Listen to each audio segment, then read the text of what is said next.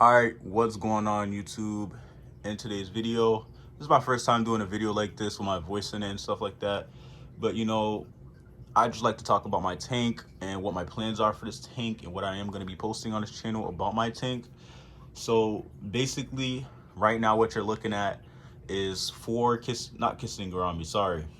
We have 4 giant Danios that are in this tank doing a fish in cycle.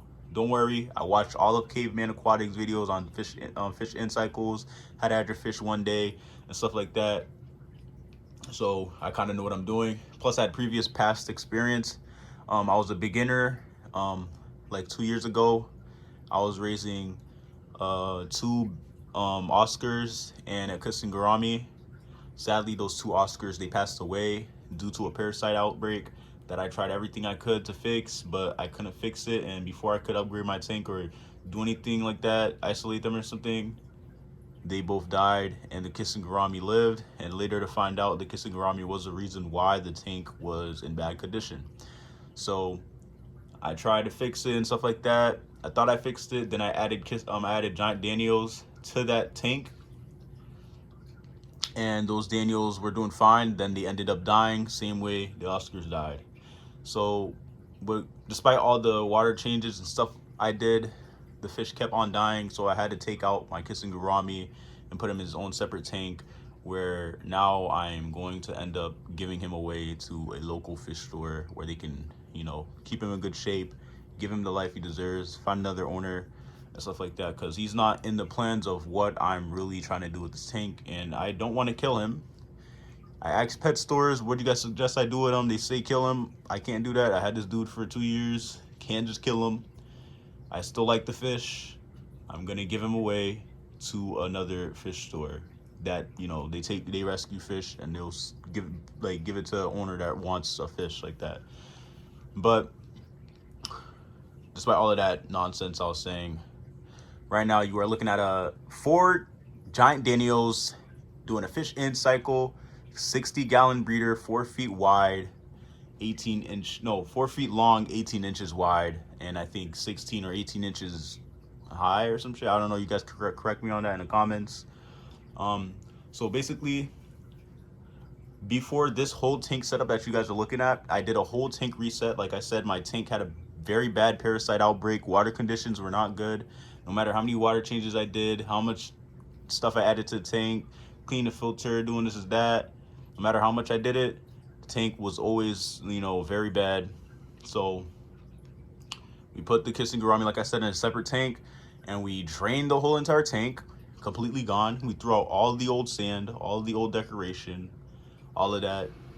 We threw out everything, including the heater that it came with, because the heater was broken, and the filter, because it was a hang-on bag filter. So we threw all of that away, even the covers, everything. Was just the tank, completely wiped out. We rinsed out the tank of all the old water and stuff like that. Then we put bleach into the tank with no fish, by the way, no fish. This is when we are doing a reset and stuff, completely resetting the tank.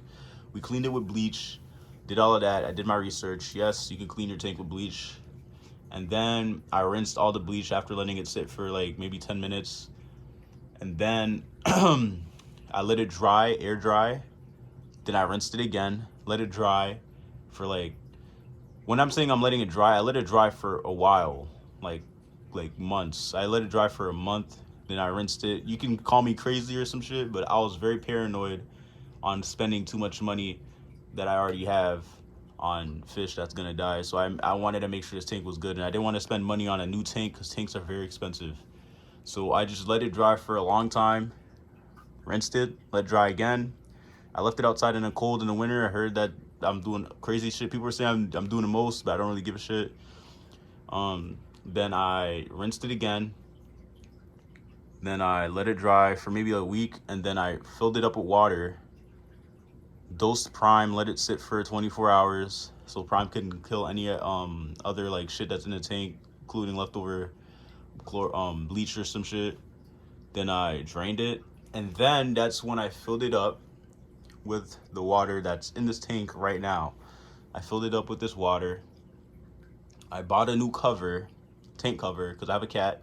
Cat likes drinking the water from here for some reason, even though I got him a fountain. And then that's when I did research, and the filter I had before for the Oscars, very bad. Like I said, I was a beginner. I had a hang on back filter, and I had it for over 2 years. And hang on back filters don't last that long. So then, after doing my research, I found these canister. I heard that canister filters are very good. So I went on to my local Petco, whatever. Look for the I don't know how to say it, Fluval 407. I heard that's a great one for this type of tank, because they say if you want to have a lot of fish, if your tank is 60 gallons, get a filter that's for like 75 to 100 gallons. So I did that exactly. So I got the Fluval 407. I had it hooked up and had it running for about like a week. I dosed Prime and Stability, thinking that it would start the cycle, but it didn't. Obviously, you need ammonia and stuff in the tank to start the cycle. So I did that. I just put ammonia, and I did put ammonia. I put Prime and Stability in the tank, think it was gonna start the cycle, but it didn't. Then I did my research and I realized, oh yeah, I need fish in there, or I need ammonia, something that's gonna start the ammonia and stuff like that. And that's when I got into Caveman Aquatics channel, and I seen that he said that you can add fish on day one, but you need Prime and Stability. You need to dose them every day until the cycle is complete. So before I got the fish or any prime, put any more Prime in there and stuff like that, I had to get the decoration and the setup right, because why wait and stress these fish? So I got the wave maker, as you can see. Then I got some sand, pool sand. Then I got some beach rocks, fake plants, and then a bunch of driftwood to break the eye of sight for the fish I want to get in the future. Once I got all the setup and stuff complete, then that was my, my go-to for getting the Daniels, because I want Daniels as my schooling fish. I'm gonna be having 3 more Daniels at 4. I'm gonna have 7 in total. Decent size for schooling, decent group size for schooling fish. That's the plan. And after these fish, after I get the other 3, I am gonna be getting a Bolivian ram and a keyhole cichlid. Very peaceful cichlids. The Bolivian ram, I heard, just like I have a bunch of caves and stuff. Like as you can see, there's some on the left, in between those rocks right there, and in the back towards the driftwood. There's a lot of caves that you can't see, which is perfect because the Bolivian ram likes to swim in between caves and stuff like that. And after I get those 2, I am gonna get the electric blue Acara, and then my Bristol nose pleco, and that'll be the complete setup for this tank. So yeah, that's basically what my plans are for this tank. Um, for the people who are probably thinking, why would you just add 4 Daniels if Caveman Aquatics said that you can add all of your fish at once, just dose Prime, like instability every day, and they'll be good. The reason why I only got 4 was because I was scared that they would have died.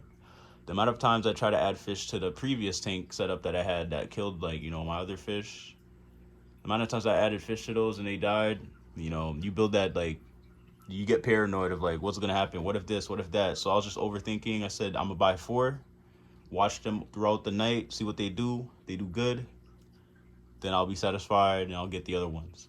So I bought 4, me thinking that they probably would have died. I was worried and stuff like that, but I had a little bit of hope because I did everything well, everything right. Everything's new. I didn't use nothing. Everything that was old in that tank that could have gotten contaminated, even the cover I threw away. So that's how paranoid I was.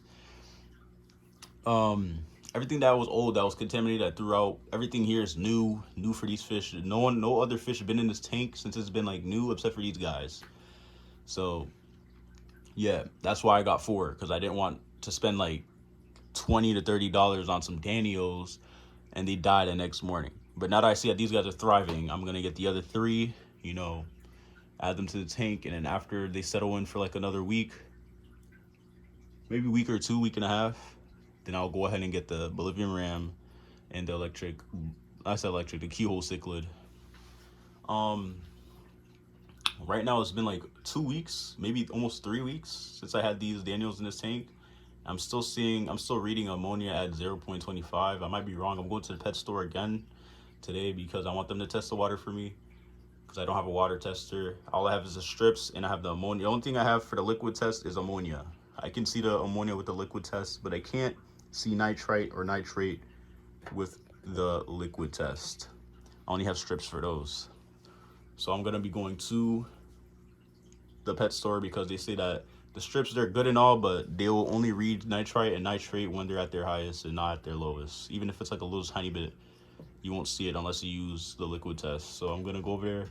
If there's nitrate, I'm good to go. I'll be buying the Daniels as I'm there testing the water. If there's no nitrate, I won't be buying no Daniels. I'll just keep adding prime and stability. But these fish are very healthy. As you can see, they're very live. Don't mind them chasing each other. That's regular Daniel behavior. They're live. We have one under that driftwood. We have another. They like going down towards the sand sometimes. They like swimming to the top and stuff like that. Right now they're all spread out, but once I get the other three and I get those cichlids in, they're gonna want to stay together and like school together because they won't want to be alone. They think that this is just their tank. That's fine, but it's not, buddy. The main fish are gonna be the cichlids. I did want to sever them, but they will eat these Daniels. Apparently, don't want them to get eaten. So I just got those fish that I mentioned before that won't kill my fish because I don't want silver dollars. And I wanted a decent, schooling fish. I like seeing fish swim in a group while we have another fish in the back swimming mid to top. We have some fish at the top. I just like seeing a live tank. I think all fish keepers know that, like, they like seeing. Like, I might be like the only one, but I know a lot of fish owners, they like seeing their tank live with fish swimming this way, that way, fish at the bottom, fish at the back, doing this and that. I just like fish. I don't know what got me into fish. I think it's because I had pet fish. They died, and then like my first time when I was little, I had pet fish. I think we had goldfish and stuff. They died, and then we got more fish. Like we got the Oscars and stuff like that. I had the Oscars since I was a little kid, and then I grew up. I learned about stuff and different type of stuff. They died, but all beginners, we all make mistakes. Now that I know what to do, they'll be good. So yeah, so y'all can just take a look. Y'all let me know if my setup is good. We got some hiding spots right over there. We got, let me show you. This is like a little tiny tunnel. The pleco, I made it these type of stuff specifically for the pleco because I know plecos, they like to be like, hidden sometimes. Same with the Bolivian ram. We have a cave area. The back there is isolated from the main. Like, you think this spot is like, it looks small, but it's pretty wide. Our tank is pretty spread out, and like it looks like, I'll show you a side view. We have a cave right here in between these rocks, and back there where this grass and stuff is, there's a cave because driftwood is on the wall a little bit. And yeah, pretty excited. Follow me on my journey. Hit like and subscribe. Subscribe to Caveman Aquatics. Shout him out because he's the GOAT when it comes to fish keeping. I had no idea what I was doing. Spent all night after doing some homework, and I watched all of his videos on how to do this, do that, make sure you do this, do that. And right now, as you can see, I went from having a shitty tank to now added these guys on day one. None of them died. Had four, I bought four, they're still here. None of them died.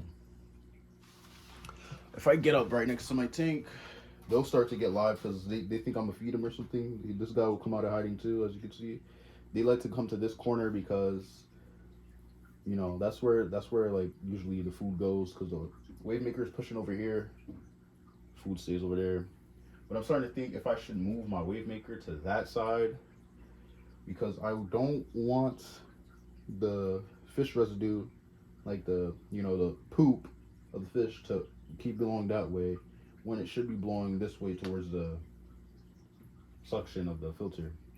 But yeah, like I was saying, cave right here, another one right here, and there's one all the way back there. Very nice setup. I spent all of my money on this shit, over almost like a band on this. I love Seachem. They're helping me out so much. But yeah, these are my guys. For more videos like this, let me know. Follow me on my journey. Peace.